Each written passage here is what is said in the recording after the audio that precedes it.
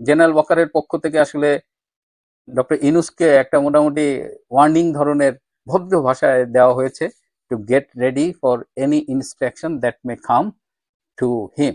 হ্যাঁ, কারণ তিনি তো একটা মেটিকুলাসলি ডিজাইন ষড়যন্ত্রের মধ্যে। ওয়াকারুজ্জামান ছুটে যান ডক্টর ইউনূসের কাছে।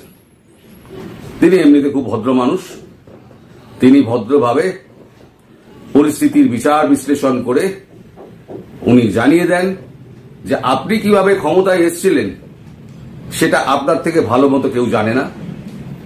এবং আপনাদের একটা প্রশ্ন করতে চাই, এই মুহূর্তে সব থেকে আলোচনায় বা পপুলারিটির দিক দিয়ে এগিয়ে কে থাকবে, ডক্টর ইউনূস নাকি শেখ হাসিনা? দর্শক শ্রোতা, হয়তো বা এইখানে শেখ হাসিনার পক্ষটাই বেশি আসতে পারে, তবে আপনাদের কাছে একটা প্রশ্ন, এটাই আমার প্রশ্ন, যে শেখ হাসিনা বেশি আলোচনায় আছে, জনপ্রিয়তার দিকে কে বেশি এগিয়ে আছে? একটু কমেন্ট সেকশনে লিখবেন কষ্ট করে হলেও। এবং যেটা আজকে আমাদের ভিডিও টপিক হচ্ছে যে শেখ হাসিনাকে ভারতে যে এখন পর্যন্ত রাখা হয়েছে, মার্কিন যুক্তরাষ্ট্রের যে গোয়েন্দা প্রধানরা তারা যে ভারতে এসে মিটিং করলেন, শেষ পর্যন্ত কি আলোচনা হলো, এবং এদিকে সমন্বয়ক যারা আছেন ভাই, সমন্বয়কদের কি অবস্থা, এটি সমন্বয়কদের আজকে আমরা খোঁজখবর নিতে চাই, তারা কি আদৌ ঠিক আছে কি না, এবং ডক্টর ইউনূস তার নেতৃত্বে যারা যে উপদেষ্টা মহোদয়গুলো আছে তারা ঠিকঠাক আছে কিনা, এবং শেখ হাসিনাকে প্রধানমন্ত্রী করে যে বাংলাদেশে নিয়ে আসবে সেটা মার্কিন যুক্তরাষ্ট্র কবে কিভাবে নিয়ে আসবে, বিস্তারিত থাকছে আজকের এই প্রতিবেদনে। বিষয়টা অনেক গুরুত্বপূর্ণ হতে চলেছে, তাই কথা বেশি বাড়াবো না, আপনাদের সাথে সেই প্রতিবেদনগুলো শেয়ার করবো, একটু দেখেন, শেষ পর্যন্ত থাকেন ভিডিওটা দেখার জন্য। কথা হয়েছিল পরশুদিনকে, তখন তুলসী গেবার্ড একটা কথা বলেছিলেন যে আমাদের প্রেসিডেন্ট ভারতবর্ষে আসবেন এবং prime minister of India mister Narendra মোদীর সঙ্গে কথা বলবেন। কথা বলার পর আমরা যৌথভাবে যখনই সিগন্যাল পাবো আমরা যৌথভাবে অ্যাকশনে চলে যাব, সেজন্য আপনাকে একটুখানি ধৈর্য ধরতে হবে। এই কথাটা কিন্তু গতকালকের ভিডিওতে আমি বলেছিলাম, এবং আমি বারবার একটা কথাই বলে যাই যে যে ফাঁসির মঞ্চ আপনারা তৈরি করেছেন সেই ফাঁসির মঞ্চে আপনাদেরই ঝুলতে হবে। আপনারা সব পরীক্ষা নিরীক্ষা করে দেখে এসছেন যে হ্যাঁ, এটা আপনাদের মরার জন্য উপযুক্ত জায়গা, এখানে আপনাদেরকে চড়তেই হবে।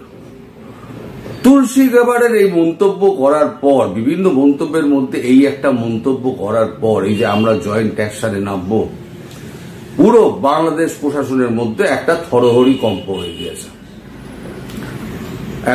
মানে বাংলাদেশ উপদেষ্টা মন্ডলী যারা আছে, সেই উপদেষ্টা মন্ডলী তারা এখন ভাবছে যে আমরা থাকবো কি থাকবো না, রিজাইন করে পালিয়ে যাব কি পালিয়ে যাব না, এই একটা দোটানায় রয়েছেন।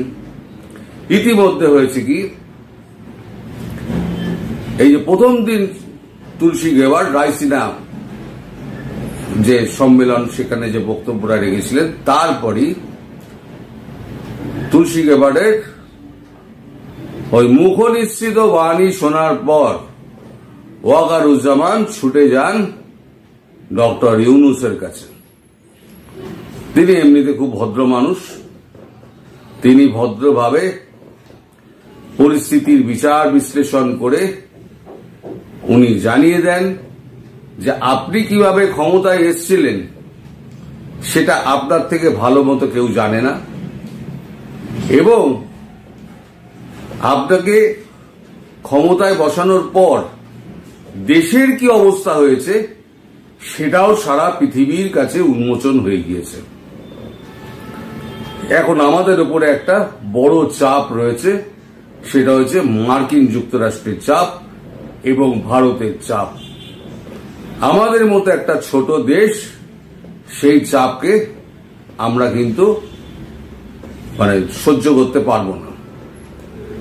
ফলে আপনাকে আমার একটা পরামর্শ আছে, পরামর্শ হচ্ছে আপনি যত তাড়াতাড়ি সম্ভব আপনার সময়কালে মধ্যে সময় বিবেচনা করে আপনি নিঃশব্দে প্রস্থান করুন, নইলে এমন অবস্থা আসতে পারে যে ক্ষমতা হয়তো আমাকে হাতে তুলে নিতে হবে।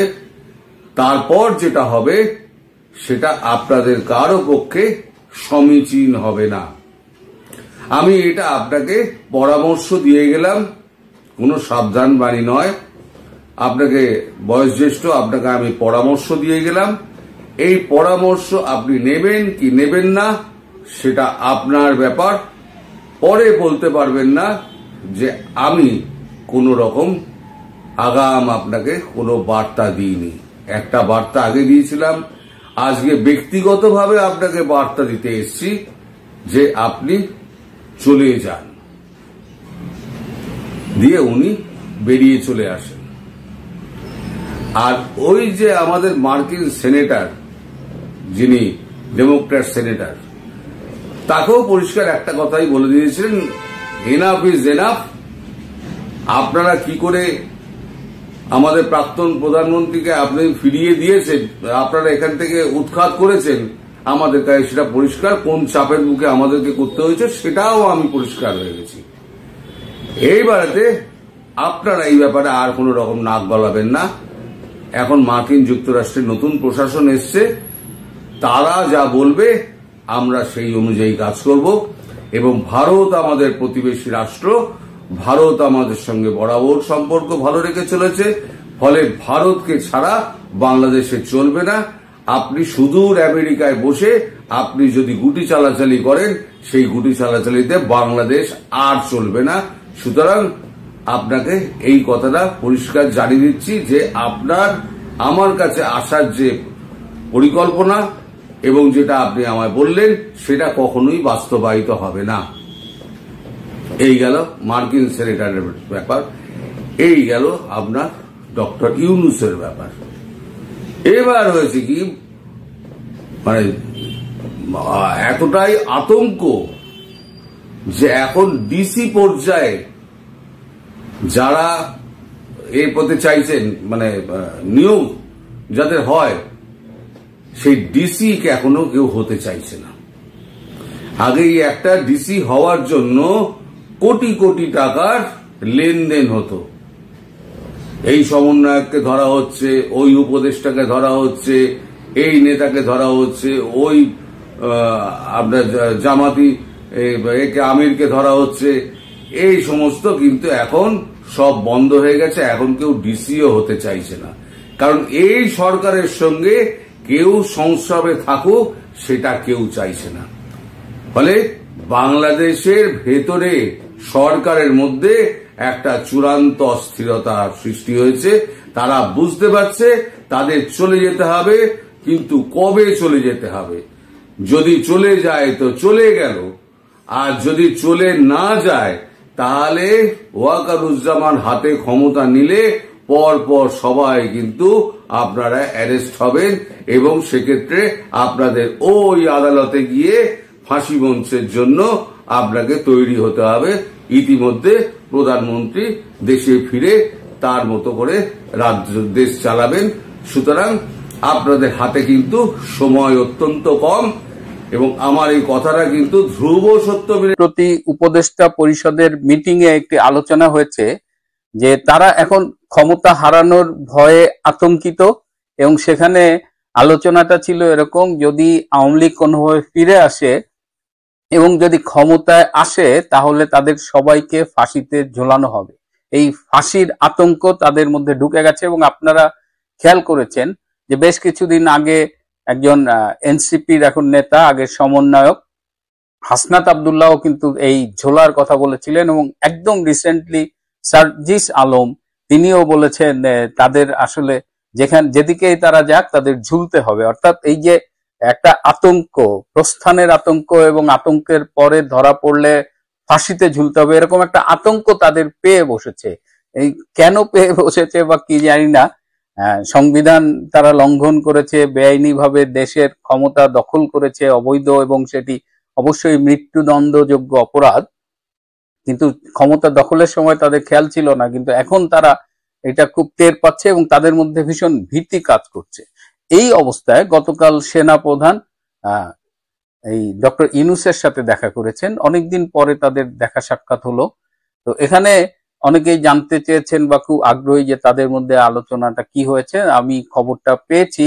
এখানে একটা জিনিস, আপনি জেনারেল ওয়াকারের অনেক সমালোচনা করতে পারবেন, কিন্তু তিনি ব্যক্তিগতভাবে যখন কারোর সাথে কথা বলেন বা তার আচার আচরণ, তিনি অত্যন্ত মার্জিত এবং খুব ভদ্র একটা ছেলে যাকে বলে। হ্যাঁ, তো অত্যন্ত মার্জিত স্বভাবের একজন জেনারেল। রাজনৈতিকভাবে তার যে পারফরমেন্সই হোক বা অন্যভাবে হোক, তো তিনি খুব ভদ্রভাবে ডক্টর ইউনূসকে কিছু কথা বলেছেন। তিনি বলেছেন যে ডক্টর ইউনূসকে বলেছেন যে স্যার, বর্তমানে বাংলাদেশের কি অবস্থা এটা আপনি খুব ভালো জানেন, এবং বাংলাদেশের ব্যাপারে আমেরিকার কি অবস্থান সেটাও আপনি ভালো জানেন। এবং তিনি ডক্টর ইউনূসকে স্মরণ করিয়ে দেন যে কিভাবে কোন পদ্ধতিতে তিনি ক্ষমতায় এসেছেন, এবং তিনি বলেছেন যে যেভাবে তিনি আমেরিকার সহায়তা নিয়ে ক্ষমতায় এসেছিলেন সেই বাস্তবতা এখন আর বিরাজ করছে না, এখন পরিস্থিতি বদলে গেছে। এবং ডক্টর ইউনূসকে বলেছেন যে তিনি যে কোনো সময়ে নির্দেশনা পাবেন এবং সেই নির্দেশনা অনুযায়ী তাকে হয়তো তখন কাজ করতে হবে। এবং ডক্টর ইউনূসকে জেনারেল ওয়াকার সতর্ক করে দিয়েছেন যে বাংলাদেশে বর্তমানে এই যে জঙ্গিবাদের উত্থান, আইন শৃঙ্খলাহীনতা, এই যে ঘটনাগুলো ঘটছে, এটা দেশের বাইরে কিন্তু খুব নেগেটিভ একটা ধারণা তার সম্পর্কে যাচ্ছে। এবং তিনি যেহেতু একজন নোবেল লরিয়েট, বিশ্বের অনেকের সাথেই তার যোগাযোগ আছে, তিনি একটা গ্লোবাল ফিগার, সুতরাং জেনারেল ওয়াকার তাকে সব মনে করিয়ে বলেছে যে দেশ যদি এইভাবে চলে তাহলে হয়তো বাংলাদেশের পরিস্থিতি যে কোনো সময়ে বদলে যেতে পারে। এবং জেনারেল ওয়াকার বলেছেন যে আমি আপনাকে স্মরণ করিয়ে দিলাম, আমি আপনাকে সতর্ক করে গেলাম, বাকিটা আপনি যেটা ভালো মনে করেন সেভাবেই করবেন। তো জেনারেল ওয়াকারের পক্ষ থেকে আসলে ডক্টর ইউনূসকে একটা মোটামুটি ওয়ার্নিং ধরনের। আপনারা অনেকেই ভিডিওটা দেখেছেন এবং ভিডিওটা যদি পারেন তাহলে শেয়ার করে দিবেন, হয়তোবা অনেকের কাছে ভালো লাগবে, অনেকে ভালো লাগবে না। তুলসী গ্যাবার্ড তিনি ভারতে আসছিলেন এবং ভারতে আসার পরে এই যে আলোচনা এবং সমালোচনা, এই আলোচনা সমালোচনা এখনও আছে, সামনে জানি না আরও কয়েকদিন থাকবে। তো যাই হোক, যেটাই হবে হয় মানে বাংলাদেশের জন্য অন্তত ভালো হোক, শেখ হাসিনার জন্য ভালো হোক, আমাদের সকলের জন্যই ভালো হোক। মার্কিন যুক্তরাষ্ট্র তারা কি করবে এই শেখ হাসিনাকে নিয়ে, কি মনে হয় আপনাদের কাছে? এবং শুরুতে আপনাদের একটা প্রশ্ন করেছিলাম, মনে আছে কি, যে এই মুহূর্তের সব থেকে পপুলার দিক দিয়ে কে বেশি এগিয়ে আছে, শেখ হাসিনা নাকি ডক্টর ইউনূস?